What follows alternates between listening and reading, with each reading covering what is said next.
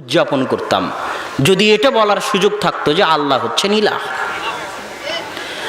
যখন আল্লাহ বললেন লা ইলাহা ইল্লাল্লাহ, তার মানে হচ্ছে দুনিয়ার মানুষ লা ইলাহা, নেই কোনো ইলাহ, মানে যত জনকে তুমি ইলাহের সম্মান দিতে চাও, ইলাহের মর্যাদা দিতে চাও, সে যেই হোক, সে কবর হোক, মাজার হোক, পূজা হোক, তাবিজ হোক, কবজ হোক, দিবস হোক, দিন হোক, স্থান হোক, জায়গা হোক, কাল হোক, যা কিছু হোক, যাদেরকে তুমি ইলাহের সরিষার দানা পরিমাণ মর্যাদা দিতে চাও, এটাও কিন্তু অনুভব করতে হবে।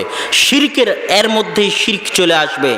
সরিষার দানা পরিমাণ মর্যাদা যদি তুমি ইলাহের মর্যাদা থেকে, ইলাহের হক থেকে, ইলাহের একটা হক আছে, ইলাহের একটা অধিকার আছে, ইলাহ তোমার রব, তিনি তোমাকে খাওয়ায়, তোমাকে পান করে, তার একটা অধিকার আছে, তুমি তার অধিকার থেকে, তার হক থেকে, তার মর্যাদা থেকে সরিষার দানা পরিমাণ যে কাউকে দেও, তাদেরকে আগে লাথি দিয়ে, পা দিয়ে ভেঙ্গে পিষে দাও।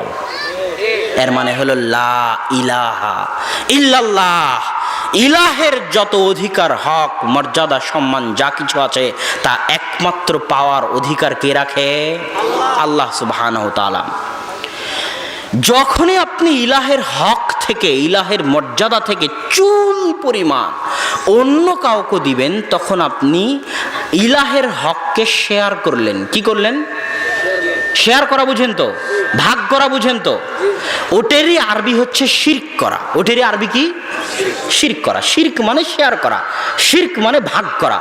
ইলাহের যা মর্যাদা আছে, ইলাহের যা হক আছে, ইলাহের যা অধিকার আছে, ওখান থেকে চুল পরিমাণ অধিকার, সরিষার দানা পরিমাণ সম্মান যদি আপনি অন্য কারোর সাথে শেয়ার করেন, তাহলে আপনি শিরক করলেন। আর ইন্না শিরকা লাযুলমুন আযীম, নিশ্চয় শিরক হচ্ছে মহা অত্যাচার। কেন অত্যাচার? আপনার স্ত্রীকে খাওয়ান আপনি, আপনার স্ত্রীকে পরান আপনি, আপনার স্ত্রী যে ছাদের নিচে থাকে ওই ছাদ বানিয়েছেন আপনি, যে মাটির উপর থাকে ওই মাটি টাকা দিয়ে কিনেছেন আপনি, আপনার মাটিতে থেকে, আপনার ছাদের নিচে থেকে, আপনার খেয়ে, আপনার পরে আপনার স্ত্রী যদি আপনাকে না ভালোবাসে, অন্য কাউকে ভালোবাসে, তাহলে কি এটা জুলুম নয়? এটা যদি জুলুম হয়, তাহলে যিনি আপনার সৃষ্টিকর্তা, যিনি আপনার পালনকর্তা, যিনি আপনার জীবন মৃত্যুর মালিক, যিনি আপনার সকল কিছুর মালিক, আপনার রুজি রুটির মালিক, আপনার হায়াতের মালিক, মৌতের মালিক, যার জমিনে আপনি চলেন, যার আসমানের ছায়ায় আপনি চলেন, যার অক্সিজেন আপনি গ্রহণ করেন, যার সূর্যের বাতাস আপনি ভক্ষণ করেন, যার দেওয়া চোখ আপনি ব্যবহার করেন, যার দেওয়া হাত আপনি ব্যবহার করেন, যার দেওয়া মাথা, মেধা, ব্রেন আপনি ব্যবহার করেন, ওই আল্লাহর যদি কারো সাথে শরীক করেন, ওই আল্লাহর খেয়ে, ওই আল্লাহর পরে সিজদা যদি অন্য কোথাও গিয়ে করেন, আল্লাহর সামনে যদি সিজদা করার আপনার ভাগ্য না হয়, ওই হাত যদি অন্য কারো সামনে পাতেন, আল্লাহর সামনে হাত পাতার ভাগ্য যদি আপনার না হয়, তাহলে আপনার চাইতে বড় অত্যাচারী আর কেউ আছে? আর আপনি কার ওপর অত্যাচার করতেছেন? সামান্য ক্ষুদ্র সৃষ্টিজীব হয়ে মহাবিশ্বের মহাপরাক্রমশালী আল্লাহ সুবহানাহু ওয়া তাআলার অধিকার নিয়ে ছিনিমিনি খেলতেছেন, আল্লাহর হক, আল্লাহর মর্যাদা নিয়ে ছিনিমিনি খেলতেছেন, আল্লাহর উপর জুলুম করতেছেন। এই জন্য সব কিছু আল্লাহ বরদাস্ত করলেও শিরিক বরদাস্ত করবেন না। এই জন্য আল্লাহর রাসূলও শিরিক বরদাস্ত করেননি, কেননা শিরকে আল্লাহ কষ্ট পান, শিরকে মুমিন কষ্ট পায়, শিরকে আল্লাহর রাসূল কষ্ট পায়। আর আমি এবং আপনি সকাল সন্ধ্যায় আল্লাহর ইলাহের হক নিয়ে ছিনিমিনি খেলি এবং আল্লাহর সাথে শিরক করি। বাংলাদেশের রাস্তাঘাটে যত মূর্তি ঝুলানো আছে, আপনার বাড়িতে যত নেতা নেত্রীর মূর্তি ঝুলানো আছে, আপনার পিতা মাতার ছবি ঝুলানো আছে, অফিস আদালতে, যারই অফিস আদালত হোক, অফিস আদালতে যত ছবি মূর্তি রাখা আছে, যে দেশেরই অফিস আদালত হোক, সবই হচ্ছে আল্লাহর ইলাহের হক নিয়ে ছিনিমিনি খেলা, আল্লাহর ওপর অত্যাচার করা। আর মুমিন এ অত্যাচার বরদাস্ত করতে পারে না।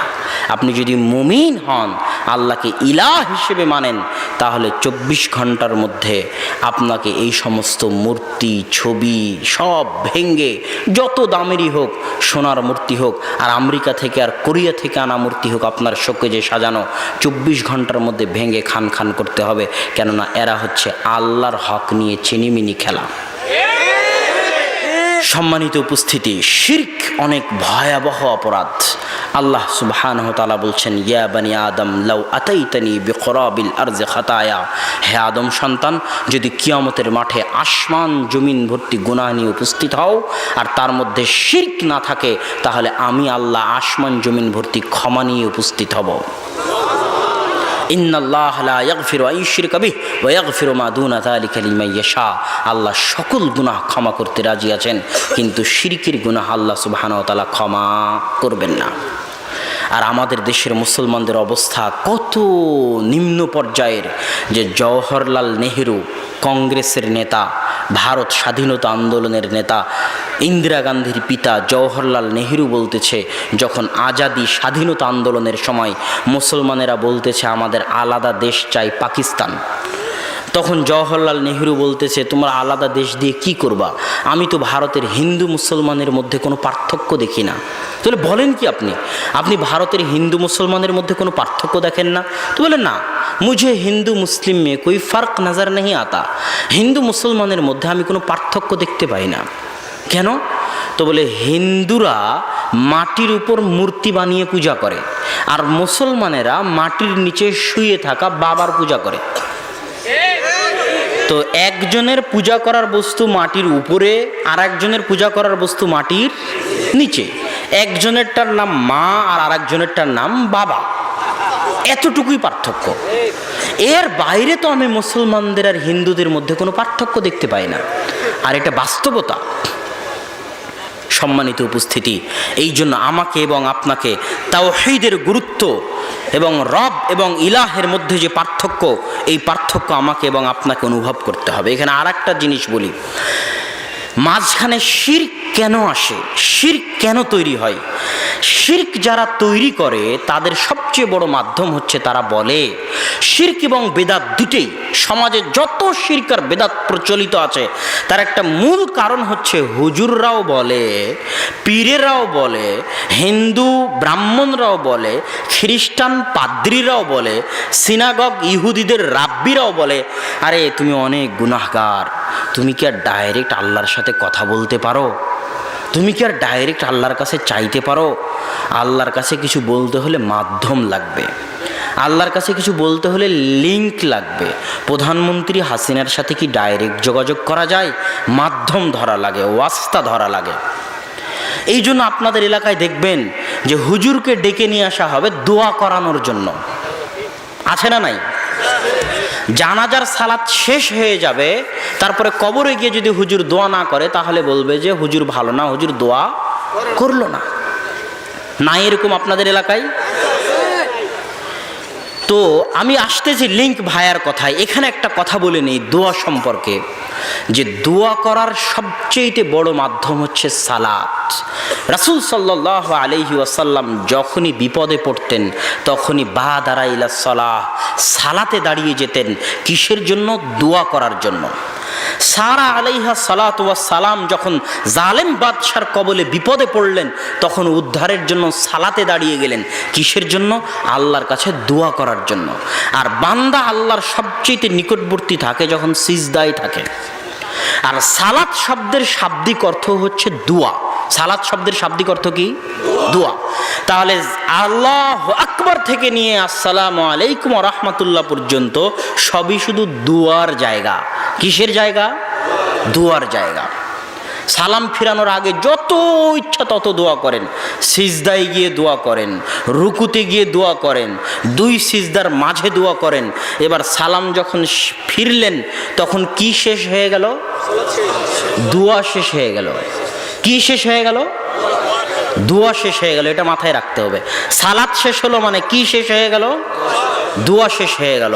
এবার আপনি যদি বলেন যে হুজুর দোয়া করলো না, তাহলে বুঝতে হবে আপনি জাহেল, আপনি মূর্খ, আপনি অজ্ঞ, আপনি ইসলামের হাকিকত সম্পর্কে জানেন না, ইসলামের দর্শন সম্পর্কে জানেন না, ইসলামের অভ্যন্তরীণ গূঢ় তত্ত্ব সম্পর্কে জানেন না। সালাতুল জানাজা মানে দোয়া করার সালাত। সালাতুল জানাজা মানে মৃত ব্যক্তির জন্য দোয়ার সালাত। ওই সালাতুল জানাজায় আল্লাহু আকবার তাকবীর দিয়ে সূরা ফাতিহা, দ্বিতীয় তাকবীর দিয়ে দরুদ শরীফ, তৃতীয় তাকবীর দিয়ে যে দোয়া আল্লাহ এবং আল্লাহর রাসূল শিখিয়ে দিয়েছে, আল্লাহুম্মা গফির লাহু ওয়ারহামহু ওয়াফু আনহু, আল্লাহুম্মা গফির লিহাইয়িনা ওয়া মাইয়িতিনা ওয়া শাহিদিনা ওয়া গায়বিনা। সারা দুনিয়ার সব হুজুর যারা কবরের পাশে গিয়ে দাঁড়িয়ে আপনার পিতার জন্য দোয়া করে দিবে, কেন লিংক লাগবে, আপনি তো আর দোয়া করতে পারেন না, আল্লাহ তো পর, আল্লাহ তো আর আপনার নয়, আল্লাহর কাছে চাইতে হলে ভায়া লাগবে, মাধ্যম লাগবে, এই জন্য হুজুরকে ধরে নিয়ে এসেছেন। তো সারা পৃথিবীর সব হুজুর মিলে যত দোয়া করবে, আল্লাহর রাসূল এই দুটো দোয়াই যা শিখিয়ে দিয়েছে তার সরিষা সমপরিমাণও দোয়া করতে পারবে না। তো এই জানাজার সালাত দেওয়াই হয়েছে দোয়ার জন্য। জানাজার সালাতে আসসালামু আলাইকুম বলা হলো মানে কি শেষ হয়ে গেল? দোয়া শেষ হয়ে গেল। যত হাদিসের গ্রন্থ আছে, সুনানে আবু দাউদ, নাসাই, তিরমিজি, বুখারী, সালাম ফিরানোর পরে কি পড়তে হবে খুলে দেখেন। সালাম ফিরানোর পরে হচ্ছে জিকির, আজকার, তাসবিহ, তাহলিল, আল্লাহু আকবার, সুবহানাল্লাহ, আলহামদুলিল্লাহ, লা ইলাহা ইল্লাল্লাহ, নাস, ফালাক, ইখলাস, আয়াতুল কুরসি, জিকির, আজকার, তাসবিহ, তাহলিল হচ্ছে সালাম ফিরানোর পরে। আর সালামের আগ পর্যন্ত কি? দোয়া। তো সম্মানিত উপস্থিতি, যত শিরক এবং বেদাত সমাজে আছে তার একটা বড় মাধ্যম হচ্ছে যে আপনি নাকি ডাইরেক্ট আল্লাহর কাছে চাইতে পারবেন না। এই যত লিংক এবং ভায়া আছে এগুলোকে লাথি দিয়ে ভেঙে দিতে হবে। হুজুরের যেমন আল্লাহ, আপনারও তেমন আল্লাহ। আপনি ডাইরেক্ট আল্লাহ সুবহানাহু ওয়া তাআলার কাছে চাইবেন। ইসলামের সবচেয়ে বড় দর্শন, সবচেয়ে বড় শর্ত, সবচেয়ে বড় বৈশিষ্ট্য হচ্ছে বান্দা এবং আল্লাহর মাঝে কথা বলতে কোনো মাধ্যম লাগে না। আপনি গুনাহ করেছেন, দরজা বন্ধ করে দিয়ে আপনি আল্লাহর কাছে দোয়া করেন। আপনার পিতা মারা গেছে, আপনি আল্লাহর কাছে দোয়া করেন। অন্য কাউকে দোয়া করার জন্য ভাড়া করতে হবে।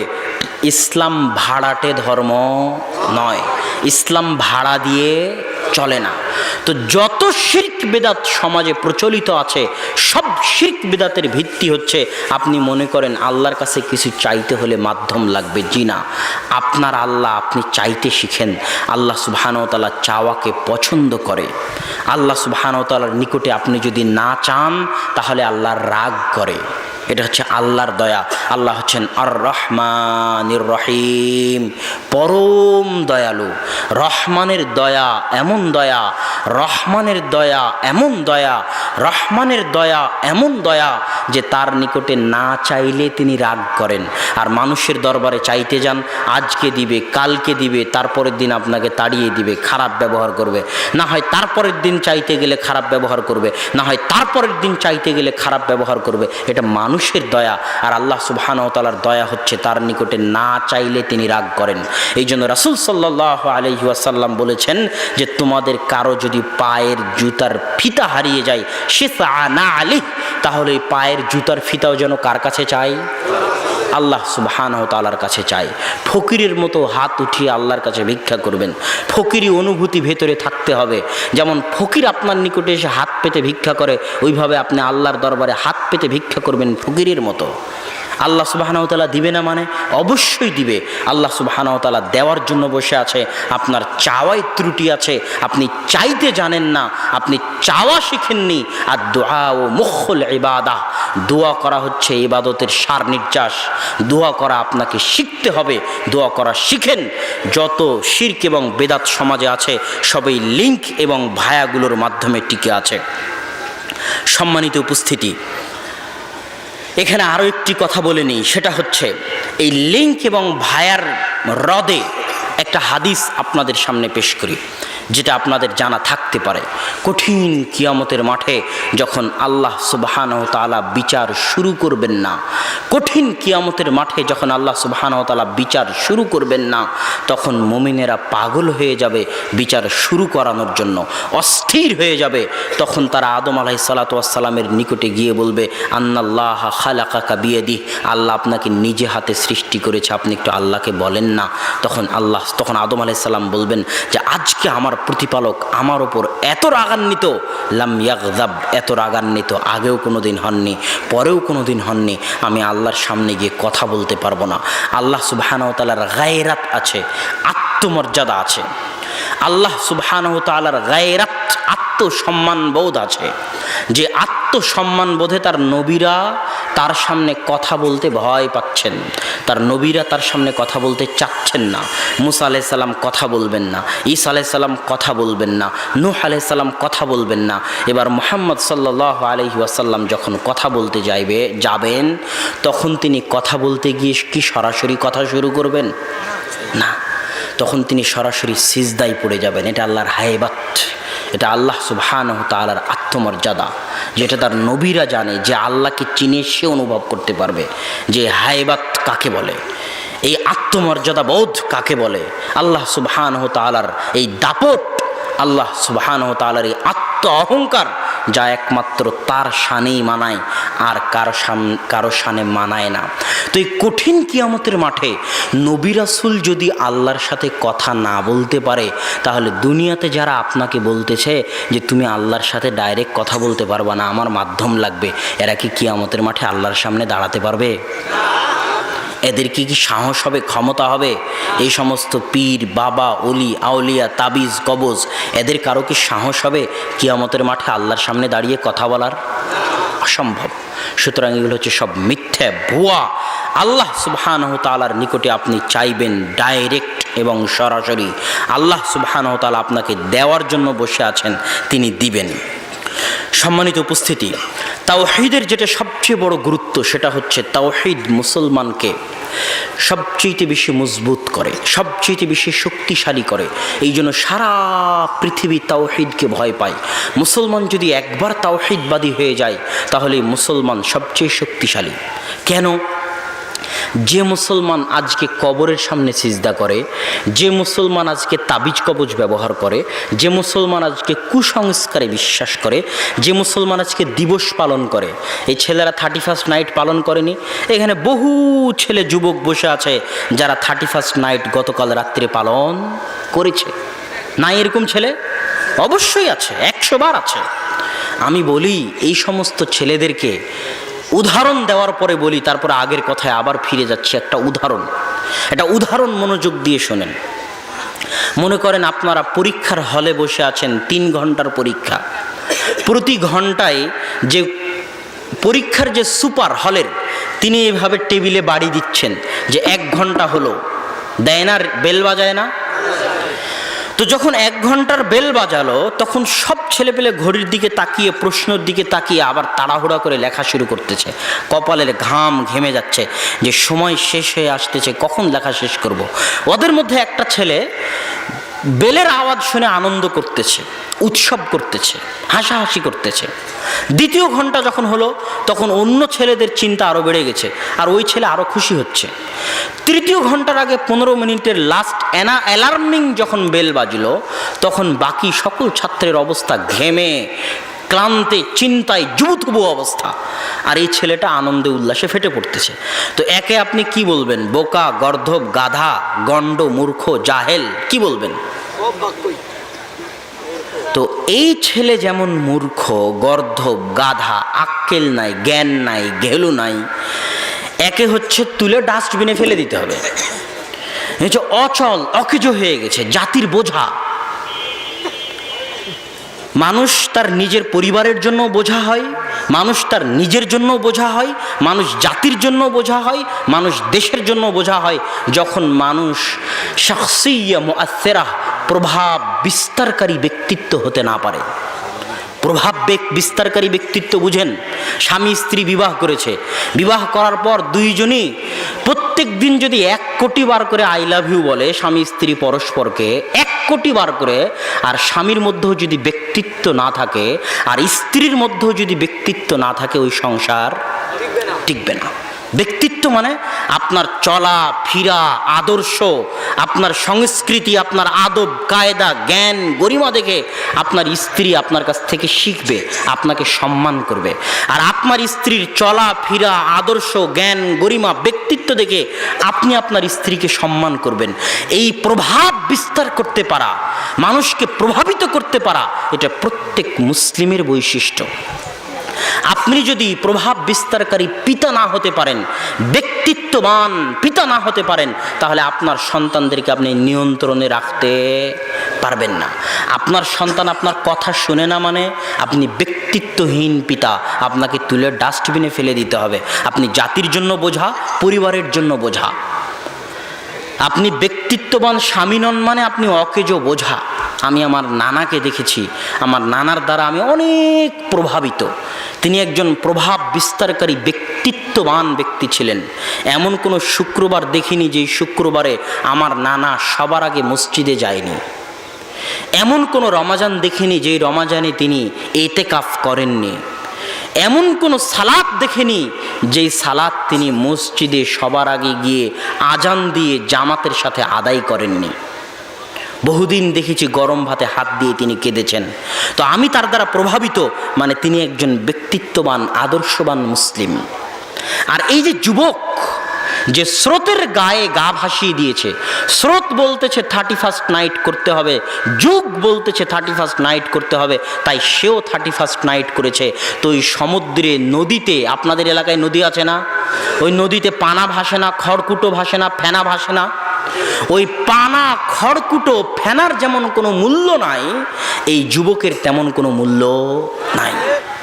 কেন? তার জীবন শেষ হয়ে যাচ্ছে। আল্লাহ তাকে একটা নির্দিষ্ট জীবন দিয়ে পৃথিবীতে পাঠিয়েছে। আপনাকে যদি বলি আপনার বাড়ি কোথায়, যুবককে বলতেছি, কেননা কথা এখন যুবকের সাথে। তো যুবক যদি বলে যে আমার বাড়ি নবাবগঞ্জ দিনাজপুর, তাহলে উত্তর ভুল হবে। যুবকের বাড়ি কোথায়? যুবকের জন্ম যদি 1993 হয়ে থাকে আর মৃত্যু যদি 2060-70 হয়ে থাকে, তাহলে যুবকের বাড়ি হচ্ছে 1993 থেকে 2060 পর্যন্ত এই সময়টুকু। এই সময়টুকুতে সে দিনাজপুরেও থাকতে পারে, লন্ডনেও থাকতে পারে, সমুদ্রেও থাকতে পারে, মরুভূমিতেও থাকতে পারে। কথা মনে হয় বুঝাতে পারিনি আমি। আপনার বাড়ি হচ্ছে মহাকাল। আল্লাহ যেদিন পৃথিবী সৃষ্টি করেছে সেই দিন থেকে পৃথিবী ধ্বংস হওয়ার মাঝামাঝি একটা সময় আল্লাহ আপনাকে হায়াত দিয়ে পৃথিবীতে পাঠিয়েছে। এই সময়টুকু হচ্ছে আপনার থাকার জায়গা। এই সময় যেই দিন শেষ হয়ে যাবে আপনিও সেই দিন শেষ হয়ে যাবেন। এই সময়টুকুর মধ্যে আপনি বগুড়াতেও থাকতে পারেন, লন্ডনেও থাকতে পারেন, দিনাজপুরেও থাকতে পারেন। কোনো স্থানের সাথে আপনার বাড়ির সম্পর্ক নয়, সময়ের সাথে আপনার বাড়ির সম্পর্ক, সময়ের সাথে আপনার থাকার সম্পর্ক। একটা করে বছর যাচ্ছে মানে ওই একটা করে সময় শেষ হচ্ছে। আপনি মৃত্যুর দিকে এগিয়ে যাচ্ছেন। পরীক্ষার হলে বসে থাকা যুবক যেমন পরীক্ষার সময় শেষ হওয়া দেখে আনন্দ করে, ওই যুবক যেমন বোকা, ওই যুবক যেমন গর্ধব, ওই যুবক যেমন গাধা, ঘেলুহীন, ডাস্টবিনে ফেলে দেওয়ার যোগ্য। যারা 31st নাইট পালন করে, এখানে যত যুবক উপস্থিত আছে তাদের সকলকে লক্ষ্য করে বলতেছি, তারা যদি 31st নাইট পালন করে থাকে তাহলে তারা ওই পরীক্ষার হলে বসে থাকা ছেলের চাইতেও বোকা, ওই পরীক্ষার হলে বসে থাকা ছেলের চাইতেও গাধা, গর্ধব, মূর্খ, ঘেলুহীন। এদের থাকার জায়গা ডাস্টবিন। এরা সমাজে আর থাকতে পাওয়ার মতো যোগ্যতা এদের মাঝে নাই।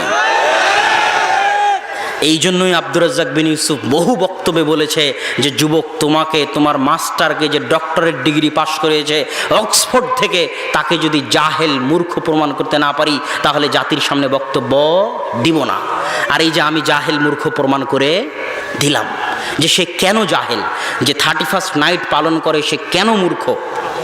সম্মানিত উপস্থিতি, অতএব যুবক সমাজ সহ সকলের উদ্দেশ্যে বলতে চাই যে আল্লাহ সুবহানাহু ওয়া তাআলা আমাদেরকে যেন তাওহীদের আলোচনার মধ্যে যে বিষয়টা আনতে চাচ্ছিলাম, যে তাওহীদ আমাদেরকে ব্যক্তিত্ববান করে, মজবুত করে। কেন? যে মুসলমান কবরে পূজা করে, যে মুসলমান 31st নাইটকে সম্মান করে, যে মুসলমান বিভিন্ন দিবসকে সম্মান করে, যে মুসলমান জিন শয়তানের ভয়ে তাবিজ কবজ ব্যবহার করে, ওই মুসলমান একদিন আমেরিকা ইসরায়েলেরও গোলামি করবে। যে আল্লাহর সামনে ছাড়া অন্য কারো সামনে মাথা নত করে, সে একদিন বাতিল শক্তির সামনেও মাথা নত করবে। আর যারা এগুলোকে চায় না, 4 পয়সা দাম দেয় না, তাদেরকে যদি পারমাণবিক বম দিয়েও হত্যা করে দেন, তবুও তাদের আদর্শকে আপনি নষ্ট করতে পারবেন না। এটা হচ্ছে ইসলামের আদর্শিক বিজয়। এই জন্য ইব্রাহিম আলাইহিস সালাম একাই তাওহীদপন্থী। আর আল্লাহ ইব্রাহিম আলাইহিস সালামকে বলেছে, তুমি মিল্লাত, তুমি একাই হওয়ার পরও তুমি একটা জাতির সমান। এটা হচ্ছে তাওহীদের গুরুত্ব। তাওহীদ যেই দিন মুসলমান বুঝে নিবে, সেই দিন মুসলমান, এক তাওহীদপন্থী মুসলমান সারা পৃথিবীর সব পারমাণবিক বমের চেয়ে শক্তিশালী হয়ে যাবে। তাওহীদ যেই দিন মুসলমান বুঝে নিবে। অতএব দেশ জাতি সকলের প্রতি এই সংক্ষিপ্ত আলোচনার মধ্যে আমি এতটুকুই অনুরোধ করতে চাইব যে আসুন আমরা তাওহীদের চর্চা করি, তাওহীদ বুঝি। তাওহীদের শেষ প্রকারের উপর সংক্ষিপ্ত কথা বলে আমার বক্তব্য শেষ করব। তাওহীদের শেষ প্রকার হচ্ছে তাওহীদুল আসমা ওয়াস সিফাত। প্রথম প্রকার আল্লাহকে রব হিসেবে মানা, ওটার ব্যাখ্যা চলে গেছে। আল্লাহকে ইলাহ হিসেবে মানা, ওটার ব্যাখ্যাও হয়ে গেল। সবাই রব হিসেবে মানে, কিন্তু সবাই ইলাহ হিসেবে মানে না। এবার আসমা ওয়াস সিফাত কেন লাগবে? আল্লাহ যে কে এটা তো আপনাকে চিনতে হবে। আপনি কি আল্লাহকে চিনেন? আপনি কি আল্লাহকে জানেন? আপনি কি আপনার সৃষ্টিকর্তা সম্পর্কে কোনোদিন পড়েছেন? আপনার সৃষ্টিকর্তা সম্পর্কে কোনোদিন কি জানার চেষ্টা করেছেন? আপনার সৃষ্টিকর্তা কে, কে তিনি, তার পরিচয় কি, এটা যদি আপনি জানতে চান তাহলে আসমা ও সিফাত, আল্লাহর নাম আছে, আল্লাহর গুণাবলী আছে, সেগুলো আপনাকে পড়তে হবে এবং জানতে হবে। নাম এবং গুণাবলীর গুরুত্ব সম্পর্কে দুই একটা আয়াত এবং হাদিস বলে আজকের বক্তব্যের এখানেই ইতি টানবো ইনশাআল্লাহুল আজিজ। আয়াতুল কুরসি সম্পর্কে রাসূল সাল্লাল্লাহু আলাইহি ওয়াসাল্লাম বলছে, মান ক্বারা আয়াতুল কুরসি দুবুরা কুল্লি সালাতিন, কেউ যদি আয়াতুল কুরসি পাঠ করে 5 ওয়াক্ত সালাতের পরে, লা ইয়ামনাহু মিন দুখুলিল জান্নাহ ইল্লাল মাউত, তাহলে জান্নাতে যেতে তাকে কিছুই বাধা দিবে না, তার মৃত্যু ছাড়া। সে মরলেই জান্নাতে যাবে, সে মরলেই জান্নাতে যাবে। এই আয়াতুল কুরসির মধ্যে কি আছে প্রথম থেকে নিয়ে শেষ পর্যন্ত পড়ে দেখেন তো। আয়াতুল কুরসির মধ্যে কি আছে? সালাত সিয়ামের কথা নাই, হজ জাকাতের কথা নাই, পরকালের কথা নাই, জান্নাত জাহান্নামের কথা নাই।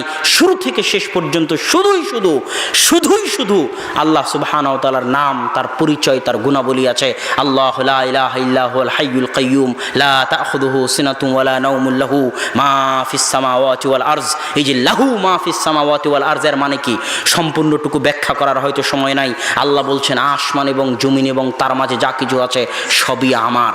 আর আরেক আয়াতে আল্লাহ বলছেন ইউসাব্বিহু লিল্লাহি মা ফিস সামাওয়াতি ওয়াল আরজ, আসমান জমিন এবং তার মাঝে যা কিছু আছে সবই আল্লাহর তাসবিহ পাঠ করে। আল্লাহ যদি বলতেন ইউসাব্বিহু মান ফিস সামাওয়াতি ওয়াল আরজ, আসমান এবং জমিনে যদি মান আরবি শব্দটি আল্লাহ ব্যবহার করতেন তাহলে বুঝতাম আসমান জমিনে যাদের বুদ্ধি আছে, যাদের প্রাণ আছে, যাদের বিবেক আছে, একমাত্র তারাই আল্লাহর তাসবিহ পাঠ করে। কিন্তু আল্লাহ বললেন ইউসাব্বিহু লাহু মা, আসমান এবং জমিনে মা মানে যত জীব জন্তু জড় পদার্থ বস্তু, এই মাইক, এই জুব্বা, এই খাতা, এই টেবিল, এই আসমানের নিচে জমিনের উপরে যত ধূলিকণা বালিকণা, স্বয়ং আসমান, স্বয়ং জমিন, স্বয়ং পাহাড়, স্বয়ং গাছ, এর মাঝে যা কিছু আছে প্রত্যেক ধূলিকণা বালিকণা আল্লাহর তাসবিহ পাঠ করে। কেন বিশ্বাস হয় না? বিশ্বাস হয়। দলিল দিব।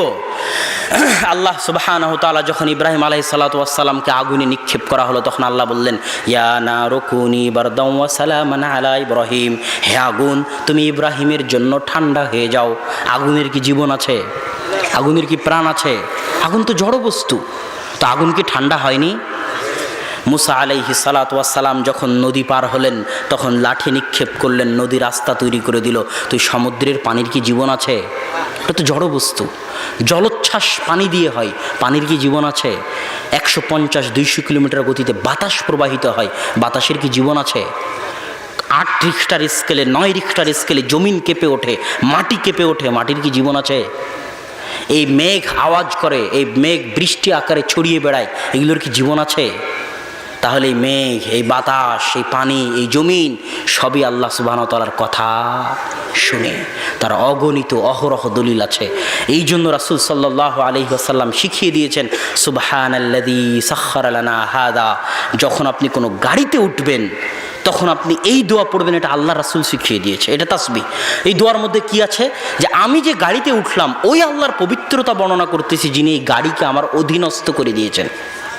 ওই আল্লাহর পবিত্রতা বর্ণনা করতেছি যিনি এই গাড়িকে আমার অধীনস্থ করে দিয়েছেন। তো যখন উট ছিল, ঘোড়া ছিল, তখন না হয় বিষয়টা বুঝতে পারতাম। এখন বিমান, প্লেন, গাড়ি, এটা আবার আল্লাহর অধীনস্থ কেমনে? জি, আসমান এবং জমিন এবং তার মাঝে যা কিছু আছে প্রত্যেক ধূলিকণা বালিকণাও আল্লাহর তাসবিহ পাঠ করে। আপনি যে মাইক্রোতে উঠছেন ওই মাইক্রোটাও আল্লাহর তাসবিহ পাঠ করে, যে বিমানে উঠছেন ওই বিমানটাও আল্লাহর তাসবিহ পাঠ করে। এই জন্য এই দোয়া আপনাকে পড়তে হবে। এই বিমান, এই গাড়িকে আল্লাহ আমার অধীনস্থ করে দিয়েছেন। আল্লাহ যদি চান তাহলে যে কোনো মুহূর্তে যে কোনো জড় বস্তু, জড় পদার্থের মাধ্যমে আল্লাহ আপনাকে হেফাজত করবেন। ওহু আলা কুল্লি শাইইন কাদির। আর আল্লাহ হচ্ছেন সকল কিছুর উপর ক্ষমতাবান। তো সম্মানিত উপস্থিতি, আল্লাহর পরিচয় যদি জানতে চান আল্লাহ কে, তাহলে তার নাম এবং গুণাবলী আপনাকে পড়তে হবে। নাম এবং গুণাবলীর একটা পাবেন আয়াতুল কুরসিতে, এই জন্য আয়াতুল কুরসির এত মহত্ব। আর একটা পাবেন সূরাতুল ইখলাসে। আল্লাহ রাসূল বলছেন কেউ যদি সূরাতুল ইখলাস একবার পড়ে তাআদিলু সুলুসাল কোরআন, তাহলে সে যেন কোরআনের 3 ভাগের 1 ভাগ পড়লো। মানে কেউ যদি সূরা ইখলাস 3 বার পড়ে তাহলে সে যেন সম্পূর্ণ কোরআন একবার পাঠ করলো। কেন এত মহত্ব সূরাতুল ইখলাসের? সূরাতুল ইখলাসে কিছু নয়, শুরু থেকে শেষ পর্যন্ত শুধু আল্লাহর মহত্ব, আল্লাহর বড়ত্ব বর্ণনা করা আছে, যে আল্লাহ কে, আল্লাহর পরিচয় বর্ণনা করা আছে। আল্লাহ সুবহানাহু ওয়া তাআলা পবিত্র কোরআনে বলেছেন ওয়ালিল্লাহিল আসমাউল হুসনা ফাদউহু